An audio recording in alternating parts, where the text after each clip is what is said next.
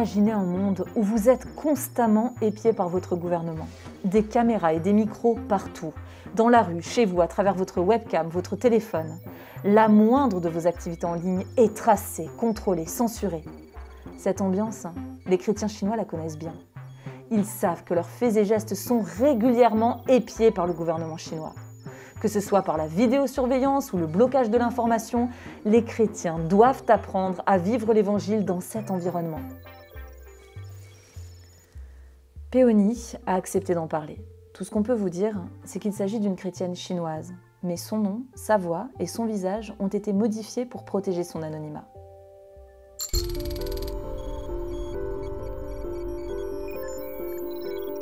Yes, this is a good question. And we need to go back to the history. Oui, c'est une bonne question. Il faut revenir à l'histoire. Tout d'abord, selon l'idéologie communiste, il n'y a pas de Dieu. Ou du moins, ils pensent que la religion n'est pas nécessaire dans la société. C'est une première chose. Mais le gouvernement chinois peut permettre à certaines religions d'exister. Quand on regarde en arrière, il y a plus de 100 ans, quand le christianisme est arrivé en Chine, il est venu avec l'impérialisme. Il est donc très facile pour le gouvernement chinois de lier christianisme et impérialisme. C'est un pan de l'histoire très douloureux en Chine. Was a very painful history in China.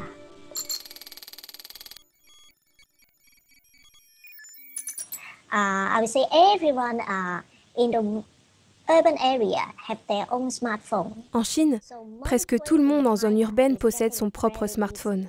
Du coup, cela facilite la surveillance, sans compter les caméras de surveillance placées dans différents coins des villes. Le taux d'urbanisation y est si élevé que presque partout dans les villes, il y a de la vidéosurveillance. Le but initial de la vidéosurveillance est bon et légitime, car cela permet la prévention du crime. Cela semble bon. Mais c'est aussi un instrument dont se servent les autorités pour surveiller les gens, y compris les activités des pasteurs. Et aussi, avec le progrès technique qui avance, le système de reconnaissance faciale est entré en scène ces dernières années. Donc pour entrer dans certains bâtiments dans les grandes villes, il nous faut désormais passer par un scan visuel pour prouver que vous résidez bien dans cet immeuble. Comme ça, c'est plus facile pour rentrer. Autrement, on est obligé de s'inscrire au bureau de gestion du bâtiment. Nous voyons la persécution numérique se développer en Chine parallèlement à la pandémie, car dans le monde entier, dans différents pays, le gouvernement se sert de la technologie pour prévenir la propagation du virus. Prevention of the spread of virus. Under the pandemic, online services and fellowship are getting more and more prevalent in China. Durant la pandémie, les cultes et les rassemblements en ligne se sont répandus partout en Chine. Je veux aussi dire qu'il y a un risque, parce que ce que nous faisons est surveillé. Ce que nous faisons en ligne est surveillé par les autorités. L'Église doit être prudente. Elle doit faire preuve de sagesse dans l'exercice de ses propres activités. Les chrétiens font très attention. Par exemple, ils parlent un langage codé, utilisent des mots qui n'attirent pas l'attention des autorités. L'Église a développé son propre langage, qui n'est compris que par des frères et sœurs en Christ. À cause des millions ou milliards de personnes sur Internet en Chine, il n'est pas vraiment possible de surveiller chaque communication. Cela demanderait énormément d'énergie et de ressources. Il y a certainement de nombreux avertissements de la police après un culte en ligne. Les pasteurs sont contactés et reçoivent la plupart du temps un avertissement léger, leur demandant de cesser leur culte en ligne. On ne sait pas encore si ces pasteurs devront faire face à des conséquences graves.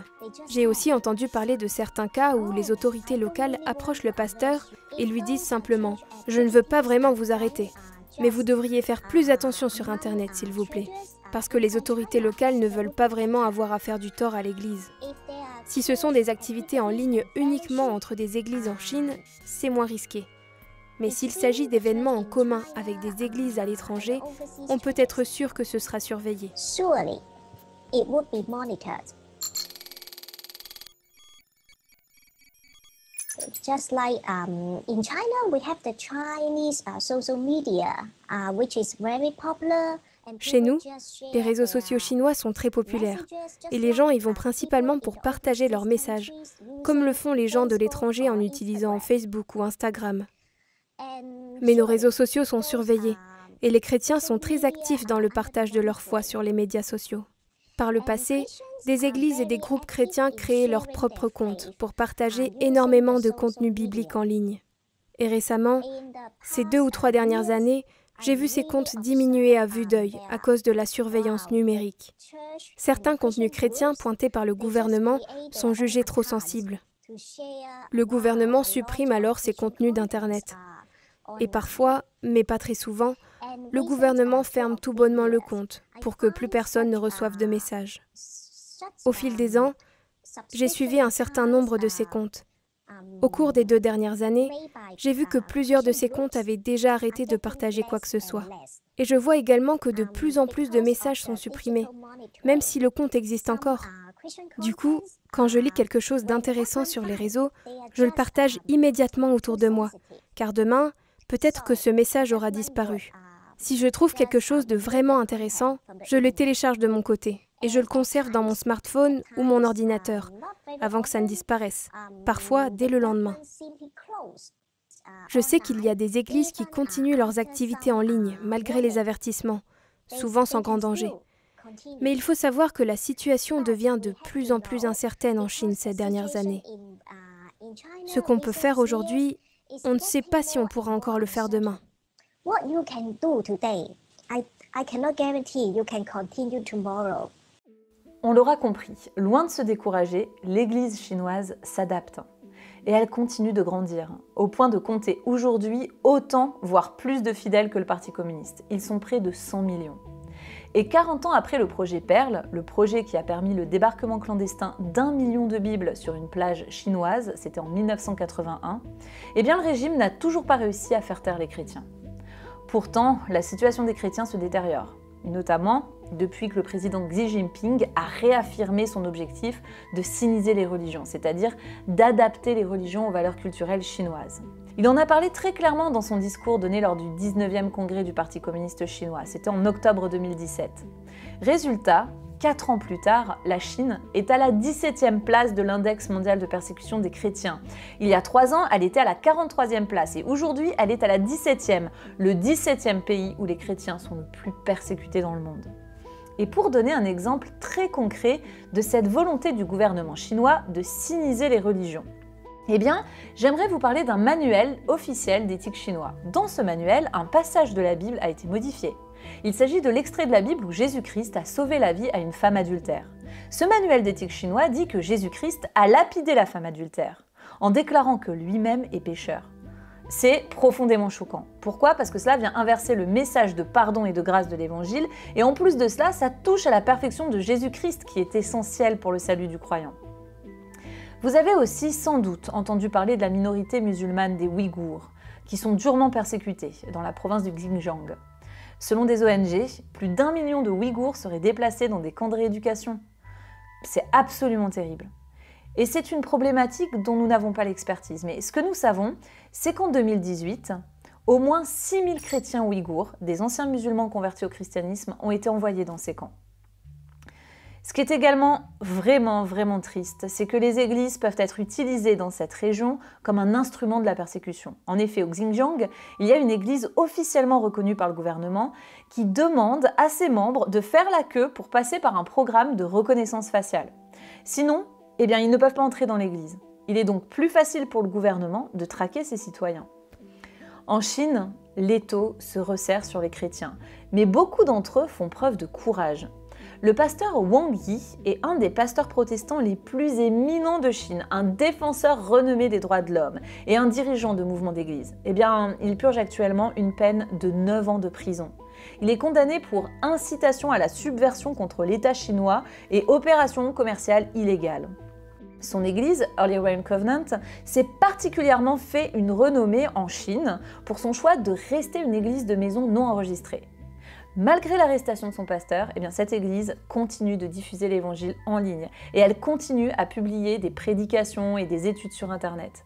Elle a relayé un message personnel de Wang Yi lorsqu'il a été arrêté. Celui-ci a déclaré « J'espère que Dieu se servira de moi pour dire à ceux qui m'ont privé de ma liberté personnelle qu'il y a une autorité supérieure à la leur et qu'il y a une liberté qu'ils ne peuvent pas restreindre, une liberté qui remplit l'Église de Jésus-Christ crucifié et ressuscité. Prions pour que les chrétiens chinois soient remplis de zèle, de ce même zèle que le pasteur a manifesté. Avant de se quitter, je vous propose qu'on écoute Péonie. Péonie nous donne des sujets de prière. Thank you so much for brothers and sisters for your ongoing prayers. Merci beaucoup, frères et sœurs, pour vos prières incessantes pour la Chine et avec nos églises au cours des dernières décennies. Nous sommes très reconnaissants pour vos prières et votre soutien. Aujourd'hui, c'est un vrai tournant pour notre Église, parce qu'il y a 10 ans ou plus, l'espace de liberté de l'Église grandissait. Mais maintenant, ces 2 ou 3 dernières années, la persécution est de retour, et de nombreux chrétiens parmi les plus jeunes la subissent et n'ont pas connu la persécution terrible et extrême des années 60, 70 ou 80. C'est donc très difficile pour eux, parce qu'ils n'ont jamais vécu la persécution directe. C'est très dur pour eux dans cette saison bouleversée. Alors s'il vous plaît, priez pour ces jeunes chrétiens, qu'ils puissent rester forts, persévérants, garder la foi, même si la persécution ou les restrictions deviennent de plus en plus sévères. Je veux aussi demander de prier pour la génération qui vient, parce que cette génération est habituée aux médias et à l'approche en ligne des réunions et des activités. C'est une bonne chose, mais ils doivent rester prudents à cause de la surveillance.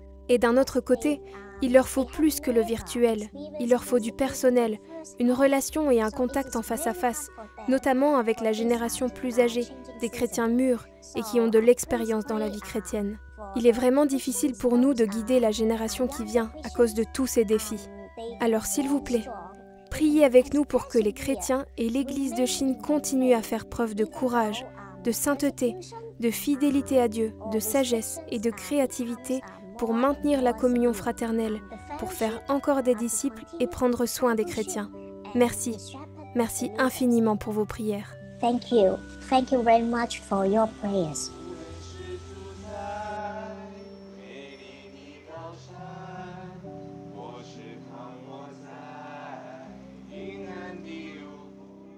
Merci pour votre attention, merci de vous être intéressé à la situation des chrétiens en Chine. Et si ce n'est pas encore fait, n'hésitez pas à liker, à commenter ou à partager cette vidéo. Ça permet vraiment de faire résonner la voix des chrétiens qui sont persécutés. Avec tous ceux d'équipe plein cadre, eh bien on vous dit à la fois prochaine où l'on parlera de la situation des chrétiens en Égypte. À très bientôt.